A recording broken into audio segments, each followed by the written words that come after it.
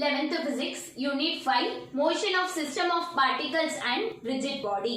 இந்த லெசன்ல உங்க book back Roman letter 3 long answers இருக்கும். அதுல செகண்ட் क्वेश्चनக்கு எப்படி ஆன்சர் பண்ணனும், அந்த ஆன்சரோட அர்த்தம் என்ன அப்படிங்கறத நம்ம பார்க்கலாம். ஃபர்ஸ்ட் நம்பர் क्वेश्चन பாப்போம். Explain the method to find the center of gravity of irregularly shaped lamina. irregularஆன shaped lamina இருக்கு.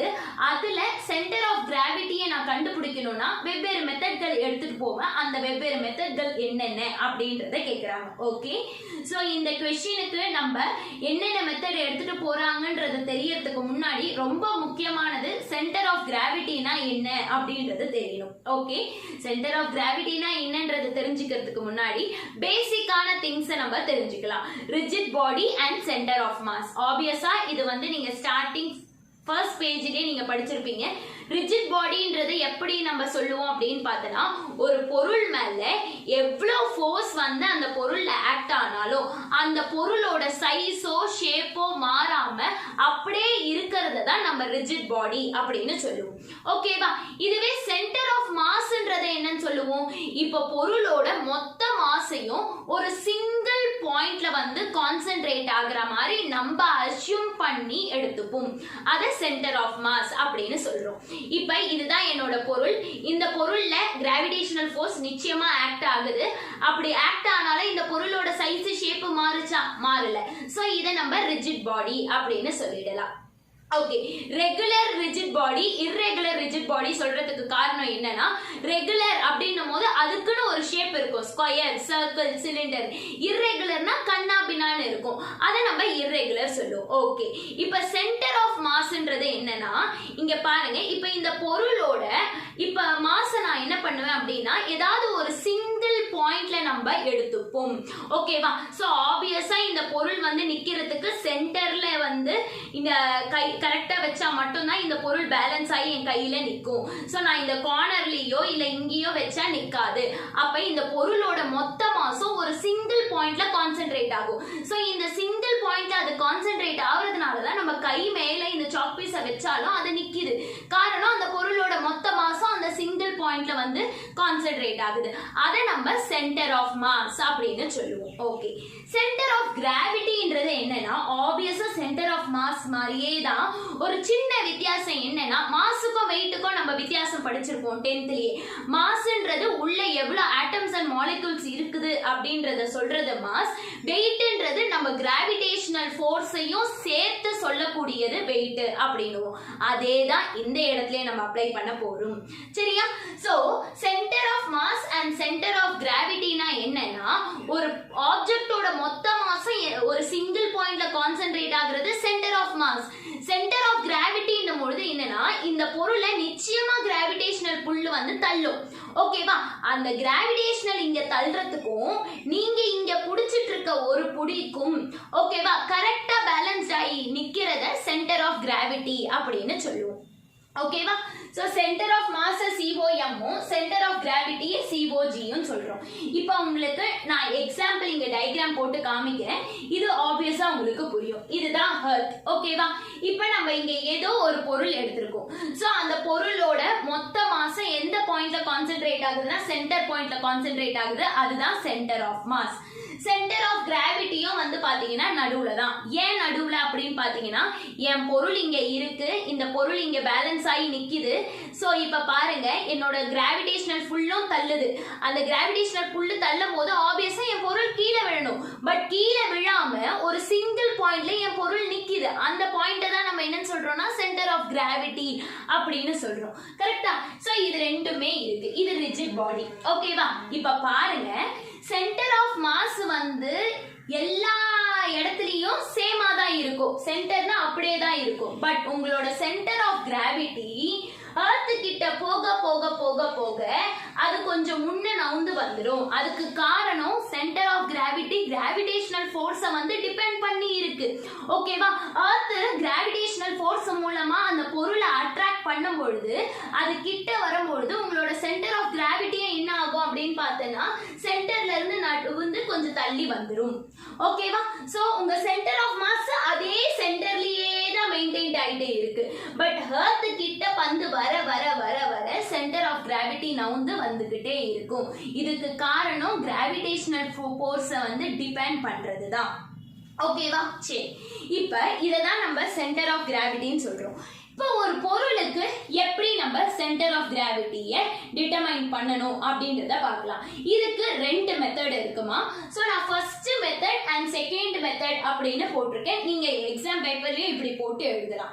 ஸோ ஃபர்ஸ்ட் மெத்தட் பார்த்தீங்க அப்படின்னா என்னோட இர்ரெகுலர் பிளேன் லேமினா, இர்ரெகுலர்னா ஒரு வரமுறை ஷேப்பே இல்லாம அப்படியே இருக்கு. ஓகேவா? ஸோ ஒரு பிளேனான கிளாஸ் பிளேட் மாதிரி இருக்கு.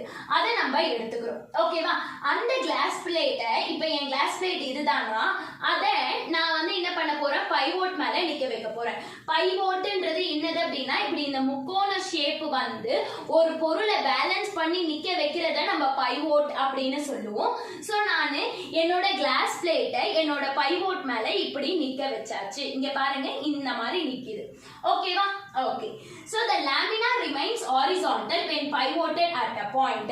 இப்ப என்னோட கிளாஸ் பிளேட் வந்து பாத்தீங்கன்னா லாமினாவை தான் நான் கிளாஸ் பிளேட்னு சொல்றேன். இப்ப வந்து என்ன ஆகுது அப்படின்னா ஹாரிசான்டல். ஆப்வியஸா உங்களுக்கு தெரியும், இப்படினா ஹாரிசான்டல், இப்படினா வெர்டிகல். இப்ப நான் இப்படி ஒரு பாயிண்ட்ல பைவோட் பண்ணிட்டேனா it remains horizontal. Net gravitational force acts center of gravity. So இப்போ என்ன ஆகுது, இது வந்து ஒரு பாயிண்ட்ல பேலன்ஸ் ஆகி நிக்குது. ஓகேவா? சோ இந்த பைவோட் இல்லனா கிராவிடேஷனல் ஃபோர்ஸ் தள்ளி என் பொருளை கீழே வச்சிரும். பட் என் கிராவிடேஷனல் ஃபோர்ஸ் கீழே தள்ளுற அளவுக்கு என்னோட பைவோட் வந்து பேலன்ஸ் பண்ணுது. அதாவது இது எப்படி பேலன்ஸ் பண்ணனும்னா இந்த பைவோட் வந்து என் கிளாஸ் பிளேட்டுக்கு நார்மல் ஃபோர்ஸ் கொடுக்கும். சோ தேர்ட் லா மூலமா படிச்சிருப்பீங்க, ஒவ்வொரு ஆக்ஷனுக்கு ஏத்த ரியாக்ஷன் இருக்கும். சோ கிராவிடேஷனல் ஃபோர்ஸ் ஒரு ஆக்ஷனா நடக்கும் பொழுது இந்த பைவோட் ஒரு ரியாக்ஷனா மேலே இந்த கிளாஸ் பிளேட்டுக்கு கொடுக்கிறதுனால தான் கிராவிடேஷனல் ஃபோர்ஸ் கிளாஸ் பிளேட்ல தாக்குனாலும் இது அப்படியே பைவோட் மேல நிக்குது. ஓகேவா? சோ இப்படி அது பேலன்ஸ் பண்ணி நிக்கிற இந்த பாயிண்ட நம்ம சென்டர் ஆஃப் கிராவிட்டின்னு சொல்றோம்.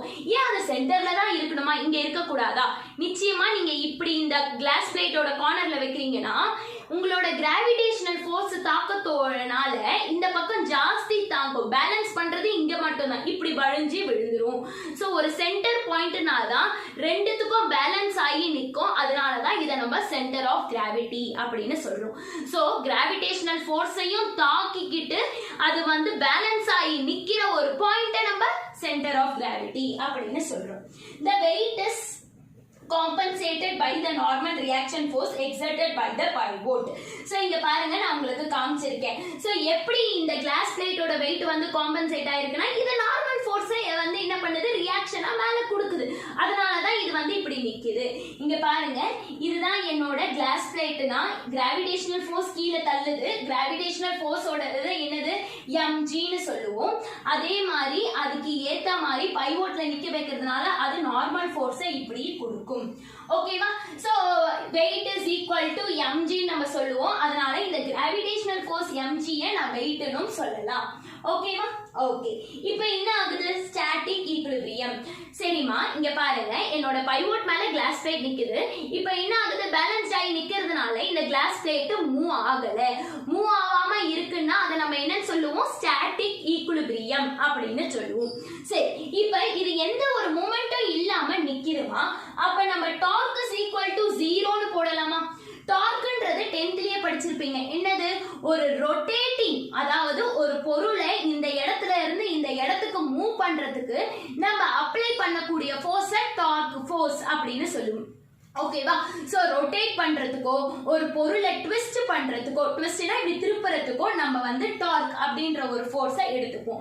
சோ இந்த இடத்துல பாத்தீங்கன்னா எனக்கு ரொட்டேட் ஆகாது, இப்படி கொஞ்சமோ மூவ்மெண்டே கிடையாது, ஜஸ்ட் பேலன்ஸ் ஆகி நிக்குது, ஸ்டாட்டிக்கான ஈக்விலிபிரியம். சோ இந்த இடத்துல டார்க்குக்கு வேலையே கிடையாது. அதனாலதான் டார்க் இஸ் ஈக்குவல் டு 0 அப்படின்னு சொல்லிடுறேன். ஓகேவா? சோ ஃபர்ஸ்ட் மெத்தட் உங்களுக்கு புரிஞ்சுதா? ஃபர்ஸ்ட் ஹாரிசான்டல் வச்சு நான் இப்ப சென்டர் ஆஃப் கிராவிட்டி எடுத்துட்டேன். எது நம்மளோட சென்டர் ஆஃப் கிராவிட்டி, ஒரு கரெக்ட் பாயிண்ட் என்னோட கிளாஸ் பிளேட் ஆர் லாமினா வந்து நிக்கிற இந்த பாயிண்ட சென்டர் ஆஃப் கிராவிட்டி மெத்தட பார்க்கலாம். ஃபர்ஸ்ட் மெத்தட் ஹாரிசான்டலா லாமினாவை வச்சோம். செகண்ட் மெத்தட்ல லாமினாவை வெர்டிகலா வைக்க போறோம். இப்படி வெர்டிகலா வச்சு லாமினாவோட சென்டர் ஆஃப் கிராவிட்டி எங்க இருக்கு அப்படின்றத நம்ம கண்டுபிடிக்கலாம். ஓகே, வெர்டிகலா வைக்கணும்னா நம்ம எப்படின்னா ஒரு ஸ்டாண்ட் எடுத்துப்போம். அந்த ஸ்டாண்டுல நம்மளோட லாமினாவை வெர்டிகலா தொங்க விட்டுருவோம். ஓகேவா? இப்ப பாருங்க, suspend the lamina from different points like P, Q, R.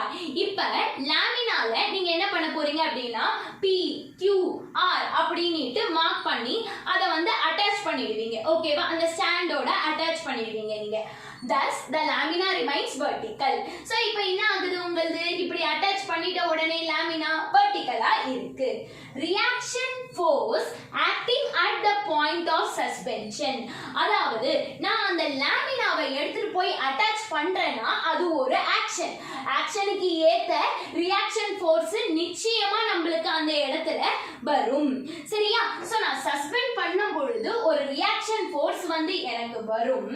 and gravitational force acting at the center of gravity. So இப்ப நம்மளுக்கு ஆப்வியஸா இந்த லாமினாவை கீழே தள்ளக்கூடிய gravitational forceம் வந்து உங்களுக்கு வரும். இது ரியாக்ஷன் ஃபோர்ஸ். இப்படிக்கா நம்மளுக்கு வரக்கூடியது கீழே தள்ளக்கூடியது gravitational force. சரியா? சோ இதுவும் வரும். ஓகேவா? அவங்க என்ன சொல்றாங்கன்னா at center of gravity cancel each other. அதாவது நம்மளுக்கு வரக்கூடிய இந்த ரியாக்ஷன் ஃபோர்ஸும் கிராவிடேஷனல் ஃபோர்ஸும் கேன்சல் ஈச் அதர்.